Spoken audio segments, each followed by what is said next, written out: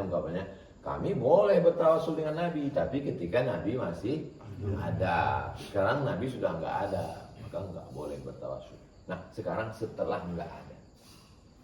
Oke, kalau ini netral. Ini balik R lagi mundur. Kata mereka Nabi itu sekarang nggak ada. Dijawab oleh ulama Ahlussunnah wal Jamaah. Waktu ente lewat di depan makam Nabi, kan mengucapkan salam kan? Assalamualaikum ya Rasulullah. Assalamualaikum ya Habibullah. Assalamualaikum ya khairul khalqillah. Waktu itu Nabi ada atau nggak ada? Ada. Kalau nggak ada Nabi ngapain mengucapkan salam? Menunjukkan Nabi itu ada. Maka satu jawaban setelah Nabi meninggal, Nabi punya kehidupan khusus alam barzakh yang tak sama dengan yang lain. Bahwa Nabi ada, Nabi itu bukan tidak ada. Kalau begitu orang meninggal pun ada, ada. Makanya kita kalau ziarah kubur, Assalamualaikum ya ahlan diyar minal mu'minin wa inna insyaallah bikum lahiqun yarhamullah mustaqdimin wa mustakhirin nasallahu lana wa lakumul afiyah. Kan ada. Kalau nggak ada ngapain kita ucapkan salam? Dua. Wala taqulu liman yuqtalu fi sabilillahi amwat. Jangan kau katakan orang yang mati fi sabilillah itu mati. Jangan kau katakan mereka yang berjuang di Palestina itu mati. Jangan kau katakan orang yang berjuang di Baghdad itu mati. Bal ahya, dua kali diulang dalam Al-Quran. Bal ahya'un inda rabbihim yurzaqun. Bal ahya'un walakin la tash'urun. Dua kali menunjukkan kekuatan bahwa mereka tidak mati. Kalau orang yang mati syahid saja tidak mati, apalagi kalau orang yang mati syahid saja nggak boleh dibilang mati. Di Ponegoro mati, nggak boleh. Wala taqulu, jangan kau katakan mereka mati. Apalagi Nabi Muhammad. Makanya Imam Malik memakruhkan orang, kamu kemana? Saya mau ziarah ke makam Nabi. Kenapa? Makam berarti udah mati. Jadi kemana? Saya mau ziarah ke Nabi. Kenapa? Menjaga adab. Orang Allah aja bilang, jangan kau katakan orang yang berjuang. Dan Ustaz tadi dari mana? Saya tadi dari kubur Tengku Umar. Kubur berarti kan sudah mati. Saya tadi berkunjung ke Tengku Umar. Kalau ke Tengku Umar aja nggak boleh dibilang Tengku Umar itu mati, karena dia syahid fisabilillah. Apalagi Nabi Muhammad SAW itu dia tidak mati. Tiga.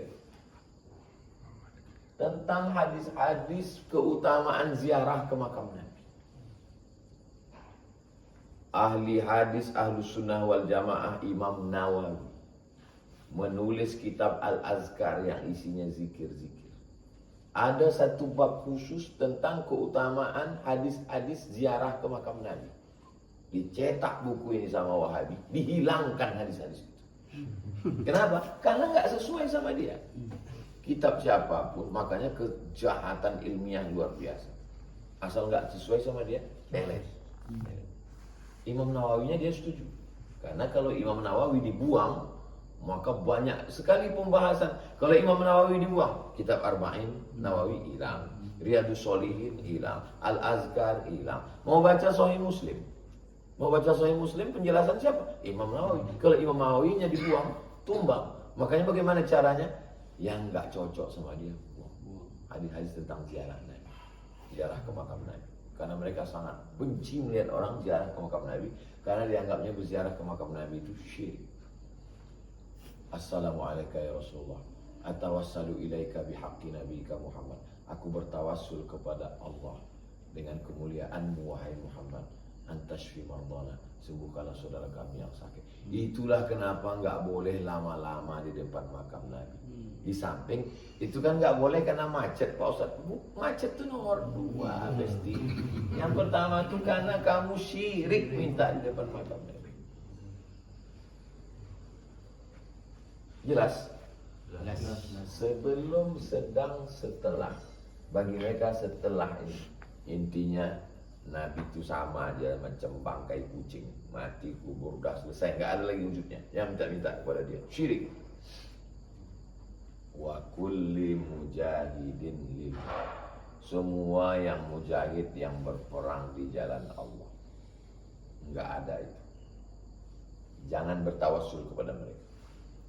Maka menurut Ahlussunnah wal Jamaah, mereka ini tetap hidup. 2 kali Allah Ta'ala mengatakan mereka hidup. 1, wala taqulu liman yuqtalu fi sabilillah bal ahya walakin la tash'urun. Mereka hidup tapi kamu tidak merasakan kehidupan mereka. Kamu yang nggak bisa merasakan kehidupan mereka. 2, bal inda rabbihim yurzaqun.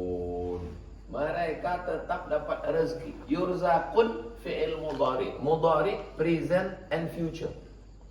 Yurzaqun. Sekarang, besok sampai hari kiamat mereka tetap dapat rezeki. Dapat rezeki maknanya hidup mereka. Kalau mati untuk apa dapat rezeki? Hidup. Bahwa mujahid dan ahli Badar, maka ketika ziarah ke makam Badar, assalamualaikum ya ahla Badar, atawassalu ilaika, aku bertawassul kepada engkau, meminta kepada Allah melalui engkau, melalui kalian wahai penghuni Badar, supaya Allah mengabulkan doa. Itulah kenapa dilarang. Yang boleh kata mereka bertawassul hanya dengan amal soleh, berdasarkan 3 hadis Nabi, 3 orang yang bertawassul di dalam gua. Hadis Sahih Bukhari. Yang pertama, yang kedua, yang ketiga. Terjebak di dalam gua. Pintu gua menggelinding batu, tutup, nggak bisa keluar. Yang satu bertawassul, ya Allah, aku memohon kepadamu bertawassul berkat amalku, tidak membayarkan gaji pembantu.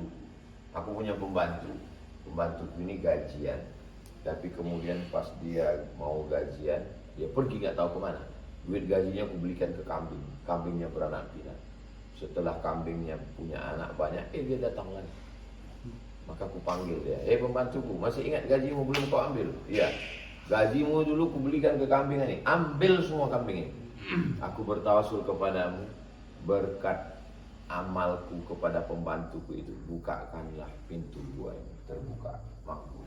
Itu dalil bahwa boleh bertawassul dengan saudara. 2, ya Allah, aku pulang malam-malam bawa susu kambing. Istriku kelaparan, anakku nangis. Tidak kuberikan susu kambing ini kepada istri dan anak. Kutunggu mereka bangun. Kutunggu ibu. Anakku nangis nggak kukasih. Kutunggu ayah sama ibuku bangun. Setelah ayah ibuku bangun, baru kukasihkan susu kambing ke mereka. Setelah mereka minum, baru kukasih anak istri. Kalau memang amalku ini baik, bukakan pintu gua ini ya Allah. Pintu gua terbuka. Itu dalil boleh bertawassul dengan bakti kepada orang tua. 3, aku jatuh cinta kepada sepupu. Hampir kami berzina. Sudah hampir terjadi, lalu aku ingat kepadamu, tidak jadi berzina. Kalau memang amal ini bisa, kabulkanlah doa. Terkabul. Ini dalil boleh bertawassul dengan rasa takut.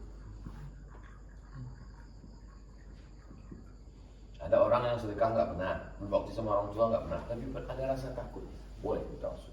Ya Allah, aku mohon kepadamu berkat rasa takutku kepadamu, karena aku tidak jadi buat dosa. Tapi ada kesempatan, bukan karena nggak ada kesempatan. Maka kabulkanlah doa. Kata mereka, ini saja yang boleh dijadikan. Jadi masalah bertawassul sama-sama mengatakan boleh. Hanya saja letak perbedaannya, mereka membatasi boleh bertawassul hanya dalam 3. Ketiga-tiganya ini adalah amal soleh. Datang ulama tasawuf, namanya Syekh Yusuf dari Damaskus. Judul kitabnya Al-Mawsu'ah Al-Yusufiyah fi Adillatis Sufiyah. Ketika orang sebelum berdoa menyebut wa ila hadrati Syekh Abdul Qadir Al-Jilani Al-Fatihah, terus pas berdoa, kami bertawassul kepadamu ya Allah berkat Syekh Abdul Qadir Al-Jilani. Yang dijadikan tawasul kepada Allah itu bukan Abdul Qadir Jilani fisiknya, darahnya, dagingnya, bukan badannya. Tapi yang dijadikan tawasul kepada Allah itu adalah amalnya dan kedudukan. Satu, jasad. Dua, amal. Tiga, jah. Jah, kedudukan. Kedudukan. Yang nggak boleh itu kan ke jasad orang, ke fisik orang, ke badan orang. Aku mohon kepadamu ya Allah, berkat zat fisik badan. Kita tidak meminta kepada, kata Syekh Yusuf dalam kitab Al-Mawsu'ah Al-Yusufiyah, kalau boleh bertawasul dengan amal soleh. Amal soleh menyebabkan tingginya kedudukan. Kenapa tinggi kedudukan orang ini? Karena amal soleh sedekah. Kenapa tinggi kedudukan orang ini? Karena amal soleh berbakti pada orang tua. Kenapa tinggi kedudukan orang ini? Karena rasa takutnya kepada Allah sampai nggak jadi berzina dengan sepupunya. Maka Syekh Abdul Qadir Al-Jilani pun tinggi kedudukannya karena amalnya. Amal tidak pernah mati. Orangnya sudah meninggal dunia, jasadnya, tapi kedudukannya tidak pernah. Maka saat saya berdoa, ya Allah, aku mohon kepadamu berkat kedudukan Syekh Abdul Qadir Jilani, salah seorang wali.